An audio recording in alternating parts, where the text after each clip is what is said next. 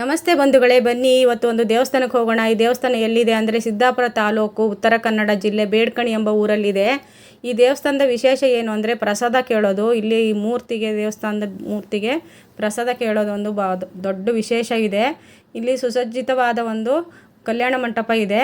ಹಾಗೆ ದೇವಸ್ಥಾನದ ಆವರಣದಲ್ಲಿ ಕೋಟೆ ಆಂಜನೇಯ ದೇವಸ್ಥಾನ ನೋಡಿ. ದೇವಸ್ಥಾನ ಆವರಣ ಎಷ್ಟು ಚೆನ್ನಾಗಿದೆ. ಇಲ್ಲಿ ಉಳ್ಕೊಳ್ಳೋಕ್ಕೆ, ಹೊರಗಡೆಯಿಂದ ಬಂದವರಿಗೆ ಉಳ್ಕೊಳ್ಳಿಕ್ಕೆ ವ್ಯವಸ್ಥೆ ಇದೆ. ಈ ದೇವಸ್ಥಾನದಲ್ಲಿ ದೇವಸ್ಥಾನದ ಮೂರ್ತಿಗೆ ಅಲಂಕಾರ ಮಾಡೋದಿಲ್ಲ ನೋಡಿ. ಇಲ್ಲೊಂದು ಕೌಂಟ್ರ್ ಇದೆ. ಈ ಕೌಂಟ್ರಲ್ಲಿ ನಾವು ಚೀಟಿ ತೊಗೋಬೇಕು, ಬರ್ಸ್ಕೋಬೇಕು ಇಲ್ಲಿ ಹೆಸರನ್ನು.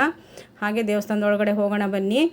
ದೇವಸ್ಥಾನದ ಜನಗಳೆಲ್ಲ ಖಾಲಿಯಾಗಲಿ, ಭಕ್ತರೆಲ್ಲ ಖಾಲಿಯಾಗಲಿ ಅಂತ ನಾನು ಕಾಯ್ತಾ ಇದ್ದೆ. ಈ ದೇವಸ್ಥಾನದ ವಿಶೇಷ ಏನು ಅಂದರೆ ಹೆಣ್ಣು ಗಂಡು ಕೇಳೋರು ಅಥವಾ ಮನೆ ಸಮಸ್ಯೆ, ಮನೇಲಿ ಕಷ್ಟಗಳದ್ದು ಪರಿಹಾರಕ್ಕೆ ದೇವರಲ್ಲಿ ನೇರವಾಗಿ ದೇವ್ರ ಹತ್ರ ನಾವು ಪ್ರಸಾದ ಕೇಳೋದು. ನಮ್ಮ ಮುಂದೆನೇ ಹೇಗೆ ಅಂದರೆ ಆ ಮೂರ್ತಿ, ಖಾಲಿ ಮೂರ್ತಿನ ತೊಳೆದ್ಬಿಟ್ಟು ಪೂಜೆ ಮಾಡಿ ಅಭಿಷೇಕ ಮಾಡಿ ಹೂವಿನ ಅಂಟಿಸಿರ್ತಾರೆ. ನಂಜುಬಟ್ಲ ಹೂ ಬರುತ್ತಲ್ಲ, ಬಿಳಿದು ನಂಜುಬಟ್ಲ ಹೂವನ್ನ ಅಂಟಿಸಿರ್ತಾರೆ. ಈ ಭಟ್ರ ಹತ್ರ ಇವರೇ ಅರ್ಚಕರು. ಈ ಅರ್ಚಕರು ನಮ್ಮ ಸಮಸ್ಯೆ ತುಂಬ ಚೆನ್ನಾಗಿ ಹೇಳ್ಕೊಳ್ತಾರೆ. ಇವರು ವಿ ಎಂ ನಾಯಕ್ ಅಂತ, ಈ ಕೋಟೆ ಹನುಮಂತ ದೇವಸ್ಥಾನ ಬೇಡ್ಕಣಿ ಶ್ರೀ ಕ್ಷೇತ್ರ ಬೇಡ್ಕಣಿ ಇದರ ಆಡಳಿತ ಕಮಿಟಿ ಅಧ್ಯಕ್ಷ. ನಾನು ಸುಮಾರು 45 ವರ್ಷಗಳಿಂದ ಈ ಒಂದು ಆಡಳಿತ ಕಮಿಟಿಯಲ್ಲಿ ಕೆಲಸ ಮಾಡ್ತಿದ್ದೀನಿ. ಸುಮಾರು ಒಂದು 20 ವರ್ಷದ ಈ ಕಡೆ ಅಧ್ಯಕ್ಷನಾಗಿ, 18 ವರ್ಷದ ಈ ಕಡೆ ಅಧ್ಯಕ್ಷನಾಗಿ ಕೆಲಸ ಮಾಡ್ತಿದ್ದೀನಿ. ಇಲ್ಲಿದೆ ಆದಂಥ ಲೋಕಲ್ ಎಲ್ಲ ಸ್ಥಳಗಳಿರ್ತಕ್ಕಂಥ ಅನುಭವಸ್ಥರನ್ನು ಕೂಡ್ಕೊಂಡು ಒಂದು ಕಮಿಟಿ ಇದೆ. ಇದು ಸುಮಾರು ಈ ಕೋಟೆ ಹನುಮಂತ ದೇವಾಲಯ ಸುಮಾರು 13-14ನೇ ಶತಮಾನದ ಮಧ್ಯಭಾಗದಲ್ಲಿ ಸ್ಥಾಪಿಸಲ್ಪಟ್ಟಿದೆ ಅಂಥೇಳಿ ಒಂದು ಐತಿಹ್ಯ ಇದೆ. ಅದಕ್ಕೆ ಸಂಬಂಧಿಸಿದ ನಿಖರವಾದ ಯಾವುದೇ ದಾಖಲೆ ಇಲ್ಲದೆ ಇದ್ದರೂ ಕೂಡ ಇಲ್ಲಿ ಸಿಕ್ಕಿರ್ತಕ್ಕಂಥ ಶಿಲಾಶಾಸನಗಳು ಮುಂತಾದವುಗಳ ಆಧಾರದ ಮೇಲೆ ಇದನ್ನು ನಾವು ತಿಳ್ಕೊಂಡಿದ್ದೇವೆ. ಅದರ ಜೊತೆಗೇ ಇದು ನಮ್ಮ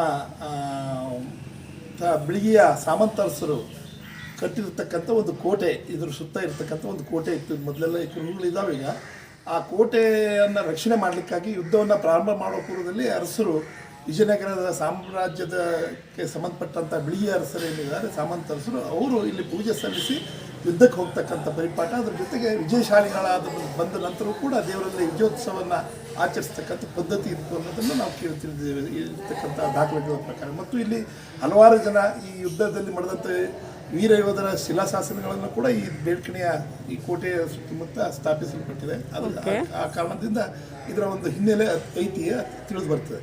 ಮುಖ್ಯವಾಗಿ ಕೋಟೆ ಹನುಮಂತ ದೇವರು ಏನಿದೆ, ಇದು ವಿಶಿಷ್ಟವಾಗಿ ಈ ಭಾಗದ ಹಲವಾರು ಬರ್ತಕ್ಕಂಥ ಈ ಜಿಲ್ಲೆ, ಉತ್ತರ ಕನ್ನಡ ಜಿಲ್ಲೆ ಅಲ್ಲದೇ ಸುಮಾರು ಹತ್ತಿರದ ಸಾಗರ, ಸಿರ್ಸಿ, ಸಿದ್ದಾಪುರ ಮತ್ತು ಅದರ ಮುಂದೆ ಬೆಂಗಳೂರಿಂದನೂ ಬಂದಿದ್ದಾರೆ ಸರ್. ಬೆಂಗಳೂರು, ಅರಸೀಕೆರೆ, ನಾನು ಬಂದವಾಗೆಲ್ಲ ಸುಮಾರು ಜನ ಬೆಂಗಳೂರು, ಕಿತ್ತೂರು, ತೀರ್ಥಹಳ್ಳಿ, ಸೊರಬ ತಾಲೂಕು, ಶಿವಮೊಗ್ಗ ಜಿಲ್ಲೆಯ ಆದ್ಯಂತ ಅಲ್ಲದೇ ಸುಮಾರು ಒಂದು 3-4-5 ಜಿಲ್ಲೆಯ ವ್ಯಾಪ್ತಿ ಜನ ಇಲ್ಲಿಗೆ ಬಂದು ತಮ್ಮ ಹರಕೆಯನ್ನು ಹೊರತಕ್ಕಂಥದ್ದು. ಇಲ್ಲಿ ವಿಶಿಷ್ಟವಾಗಿ ಈ ದೇವರಲ್ಲಿ ಪ್ರಸಾದ ಕೊಡ್ತಕ್ಕಂಥದ್ದು ವಿಶೇಷ. ಯಾವುದೇ ಒಂದು ಸಮಸ್ಯೆ ಇದ್ದರೆ ಅದಕ್ಕೆ ಬಂದು ಭಕ್ತರು ದೇವರ ಹತ್ರ ಪ್ರಸಾದವನ್ನು ಕೊಡ್ತಾರೆ.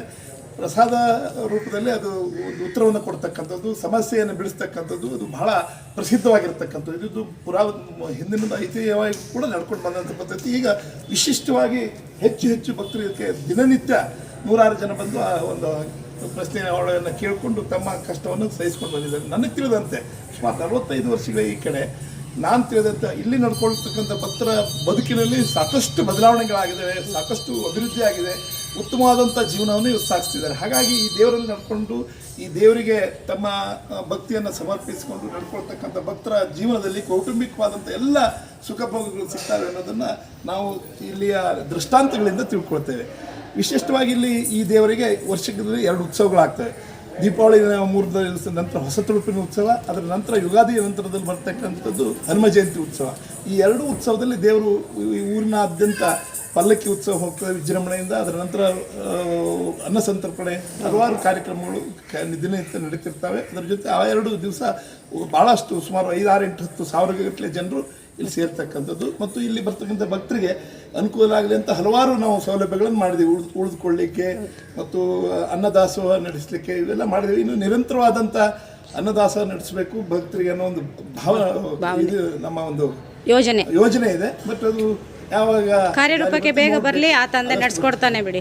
ಅದ್ರ ಜೊತೆಗೆ ದೇವರ ಇಲ್ಲಿ ಬರ್ತಕ್ಕಂಥ ಭಕ್ತರಿಗೆ ಮಳೆಗಾಲದಲ್ಲಿ ತೊಂದರೆ ಆಗಬಾರ್ದು, ಶ್ರಾವಣ ಮಾಸದಲ್ಲಿ ಅಂತೇಳಿ ಮೇಲೆ ಸೀಟ್ ಹಾಕಿ ಎಲ್ಲ ಮಾಡಬೇಕು ಅಂತ ಒಂದು ಯೋಜನೆ ಇದೆ. ಈ ವರ್ಷನೇ ಪ್ರಾರಂಭ ಮಾಡಬೇಕು.